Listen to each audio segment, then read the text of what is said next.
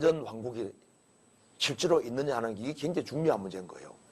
여기에 잘못 해석하면은 성경 해석이 다 틀어져 버리는 겁니다. 자, 천년왕국 한번 봅시다. 그 부분에 한번 봅시다. 천년왕국 1번 봅시다. 천년왕국의 존재. 예수님이 오시고 처음 4세기까지는 천년왕국 전에 주님이 오신다고 항상 가르쳐 왔습니다.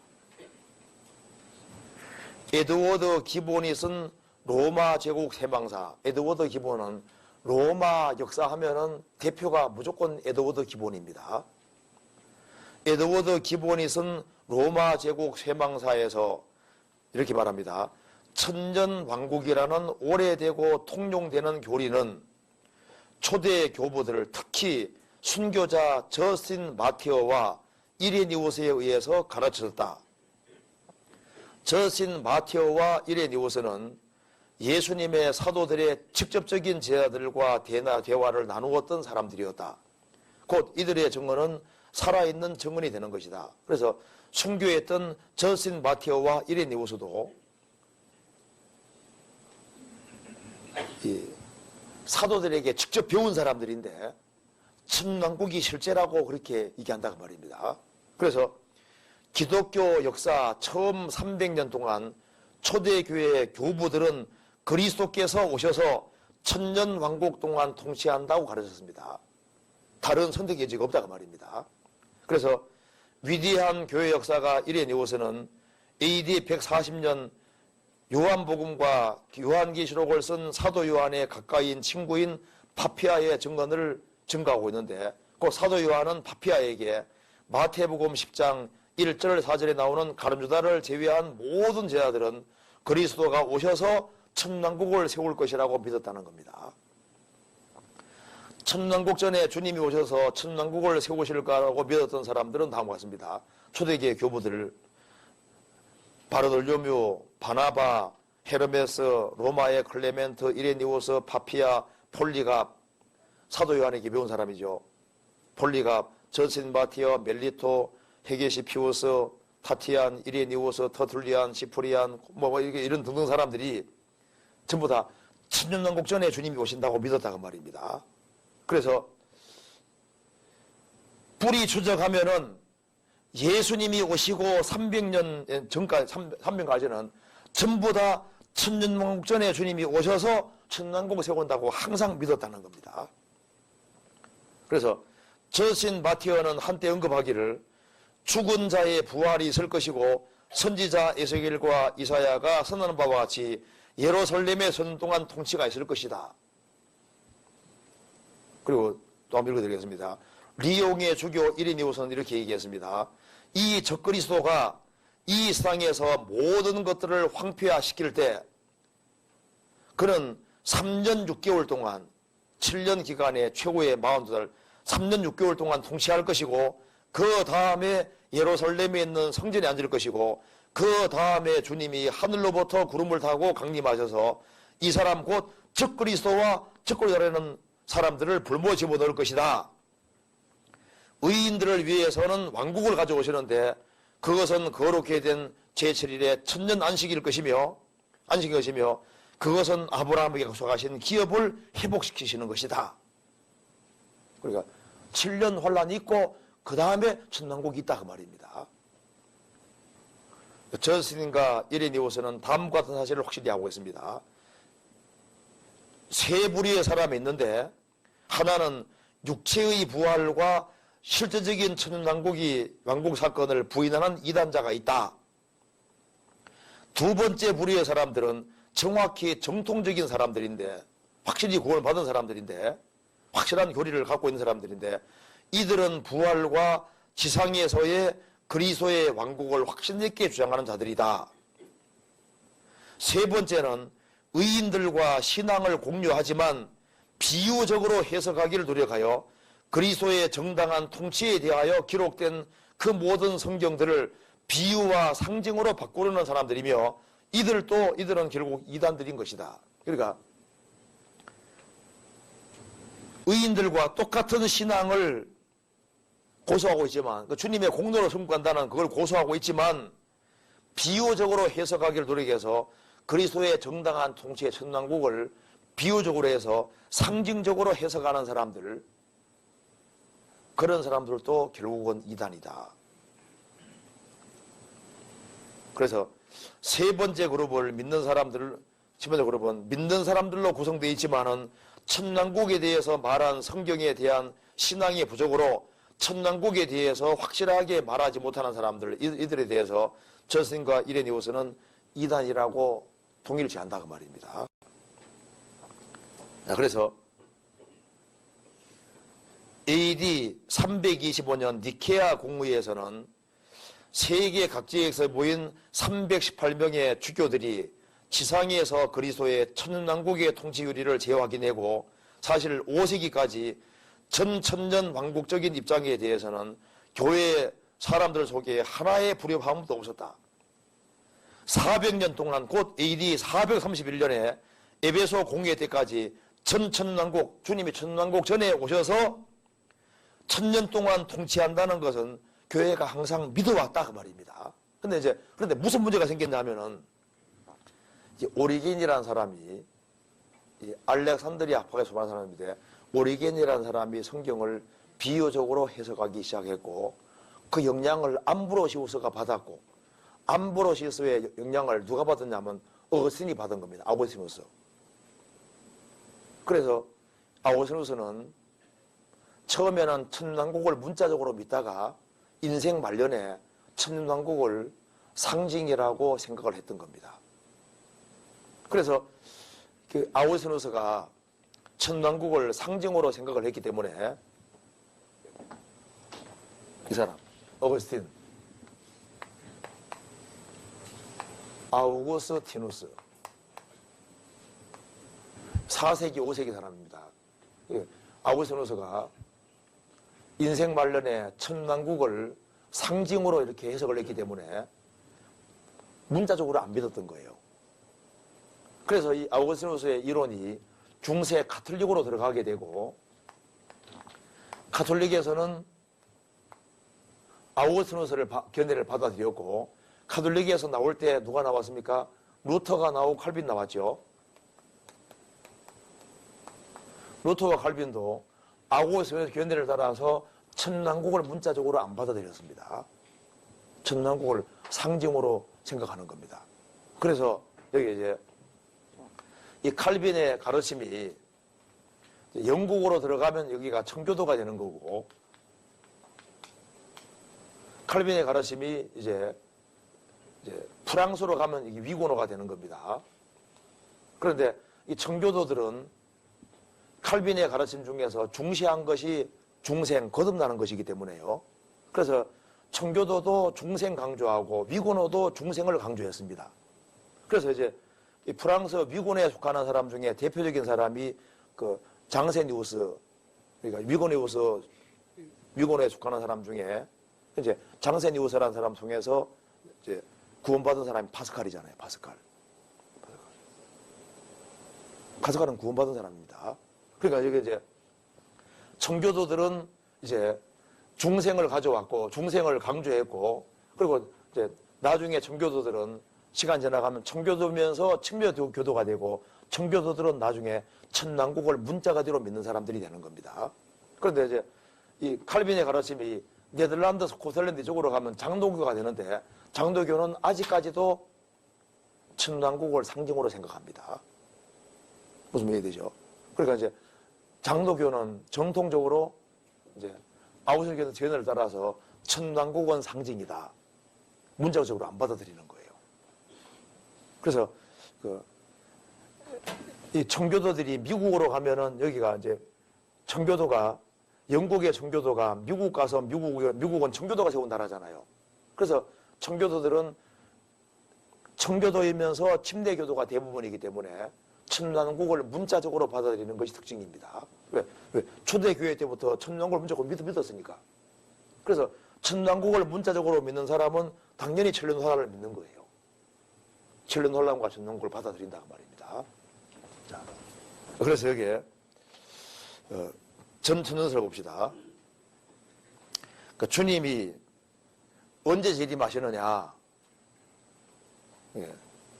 천년왕국 전이냐 후냐 했을 때 주님은 천년왕국 전에 오시는 겁니까? 천왕국 끝나고 난 다음에 오시는 겁니까? 당연히 천왕국 전에 오시죠. 그래서 여기에 그리스도 재림의 시점, 곧 천왕국 전에 오시느냐 후에 오시느냐, 이것은 모든 세대, 모든 시대에 이제 이 성경을 이해하는 아주 키가 되는데, 주님 언제 오십니까? 천왕국 전에 오시는 거예요. 그래서 후천년주의 봅시다. 천년왕국 후에 주님이 재림하신다. 후천년설은 천년 이후에 주님 온다는 설로서 교회 시대 말기에 배도 시대가 오고 그 다음에 잠시 대환란 있은 후에 주님이 재림하셔서 마지막 심판을 하시고 천사택을 이루신다. 천왕국 후천주의는 천왕국 후에 주님이 재림하신다. 전천년주의는 이제 천왕국 전에 주님이 재림하신다. 그리고 무천년주의, 천왕국을 안 받아들이는 겁니다. 천왕국이 따로 존재하는 것이 아니고 교회 시대인 지금이 그리스도께서 그의 성도들과 함께 하늘에 다스리고 계시며 땅에서 성도들이 영적으로 지금 다스림에 동참하고 있다. 즉 지금이 천왕국 시대다. 이렇게 생각하는 사람이 누굽니까? 아우구스티누스는 쓴 거예요. 그래서 이 교회가 확장돼 가는 것이, 그것이 천왕국이라고 생각하는 겁니다.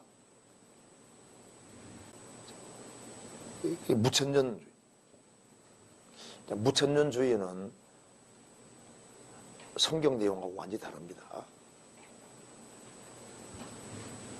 그래서 이 천년왕국을 문자 그대로 받아들이냐 안 받아들이냐, 이게 이제 성경 해석은 중요한 키가 되는 거예요. 그리고 또 한 가지는 천년왕국을 문자적으로 안 받아들이는 사람은 이스라엘에 대해서 무시합니다. 그러니까 이스라엘에 대한 하나님의 계획이 있다고 믿는 사람은 천왕국을 그냥 자동으로 믿게 되는 거예요. 그런데 이스라엘에 대한 모든 축복이 교회에게 넘어갔다고 생각하는 사람은 이스라엘을 싹 무시해버리니까, 원래 천왕국이 왜 있어요? 이스라엘 민족을 중심으로 해 천왕국이 이루어지게 돼 있으니까 이스라엘을 성경에 빼면은 천왕국이 필요가 없는 거예요. 그러니까 이스라엘이 이스라엘 땅에 돌아와서 환란 통과에 천왕국이 들어가서 이스라엘을 중심으로 한 나라가 이루어진다고 성경이 말하고 있는 거니까, 이스라엘을 받아들이면은 7년 혼란 천왕국을 받아들이게 되는 거고, 이스라엘 빼버리면요 모든 이스라엘 축복이 교회로 넘어갔다고 생각하는 거니까 천왕국이 뭐 필요 없는 거예요. 그래서 여기 칼빈은 요한계시록 앞까지 해석을 했잖아요. 그리고 칼빈 당시에는 이스라엘이 없어요. 그러니까 이스라엘이 중요한 게 아니다 그 말입니다. 그래서 이스라엘을 성경 해석에서 집어넣느냐, 이스라엘에 대한 계획이 있냐 없냐, 이게 따라서 성경 해석이 아주 판이하게 달라지게 되는 겁니다. 무슨 말이 되죠? 그러니까 자, 한번 생각해 봅시다. 이스라엘에 대한 하나님의 계획이 있다고 믿는 게 성경적입니까? 이스라엘에 대한 계획은 예수님 오심으로 끝났다고 생각하는 게 성경적인 겁니까? 어떤 게 성경적입니까? 이스라엘에 대한 계획이 있다고 하는 것이 그게 성경적인 거예요. 그리고 천년왕국이 진짜 있냐? 성경에 있다고 되어 있는 거예요. 있다고 해야지 맞는 거라니까요. 왜? 그러니까 예수님이 오시고 400년까지 아우구스티누스 등장할 때까지는 천왕국을 항상 믿고 있다가 이 사람 때문에, 아우구스티누스 때문에 이제 천왕국이 상징이 돼버렸고, 중세 가톨릭에서도 상징으로 생각했고, 루터와 칼빈도 상징으로 생각했고, 그런데 이제 청교도들은 성경을 이제 문제적으로 받아들이면서 연구하다 보니까 천왕국이 있다 그 말입니다. 그래서 초대 교회 때 교리가, 천당국이 있다는 교리가 다시 부활된 것이지 없던 것이 만들어진 것이 아니다 그 말입니다. 원래부터 믿었던 것이 사장됐다가 다시 나타난 거예요. 그래서 이제 천년왕국이 있다, 천년왕국이 있다 그러면 장로교들이 그렇게 싫어하거든요. 있는데 있어요. 있다는 것이 원래 가르침이고 원래 거기 맞는 거예요. 이해되시죠? 이제 그렇게 이해를 해야 된다고 말입니다. 그리고 이제 그 천왕국에 대해서 한번 이제 뒤에 봅시다. 자, 이 천년왕국은 문자 그대로 있는 겁니다. 성경 한번 찾아봅시다. 이사야 11장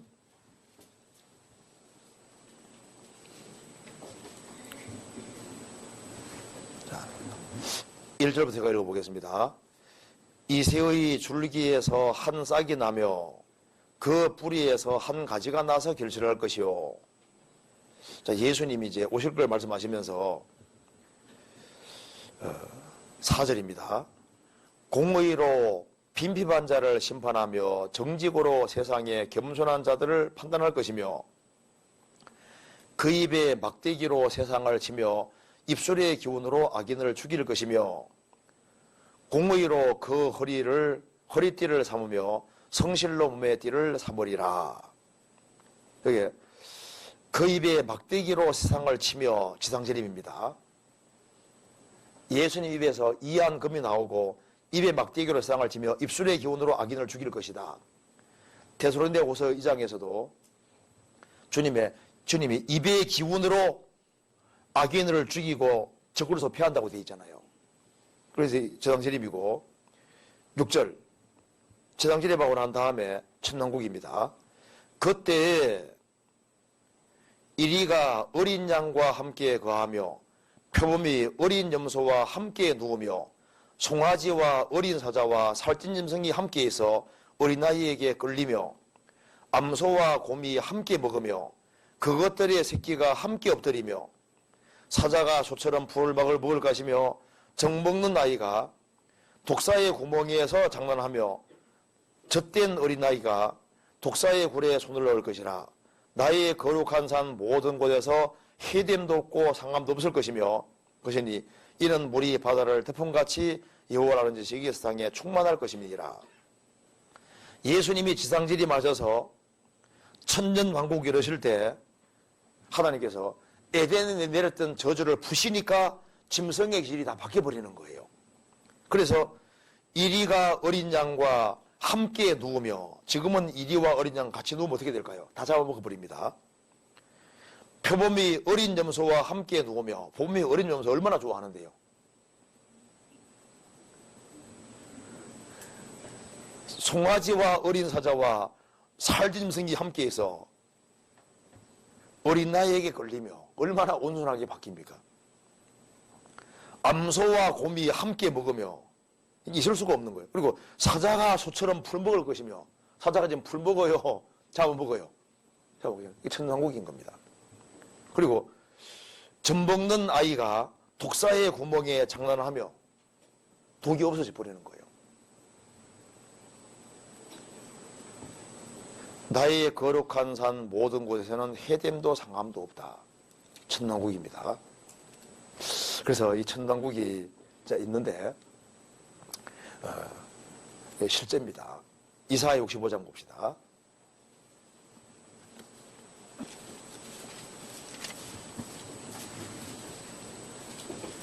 (65장) 17절. 보라, 내가 새 하늘과 새 땅을 창조하나니. 천왕국입니다. 이전 것은 기억되거나 마음에 생각나지 아니할 것이라. 너무너무 좋은 것이 왔기 때문에 여자가 해에서 나게 되면 근심하지만은 아이가 태어나면 세상에 사람 난 기쁨을 인하여 그 고통을 다시 기억지 않느니라. 고통이 기억이 나지만은 너무 좋은 일이 벌어졌기 때문에 고통이 잊어져 버리잖아요. 기억나지 않잖아요. 그래서 너무 좋은 것이 오게 되어 있습니다. 천왕국이 옵니다. 그리고 19절. 내가 예루살렘을 즐거워하며 나의 백성을 기뻐하리니 우는 소리와 부러지는 소리가 그 가운데 다시 들리지 아니할 것이며 거기에서는 날수가 많지 못하여 죽는 유아와 수완에 서지 못한 노인이 다시 없을 것이라. 곧 100세에 죽는 자가 아이겠고 100세가 지금은 노인이잖아요. 천왕국에서는 100세에 죽는 자는 아이겠고 100세에 못 되어 죽는 자는 뭐라 했습니까? 저주받은 것이리라. 천왕국엔 저주가 없는데 100세에 못 되어 죽는 자들이 있는데 저주받은 자들이라.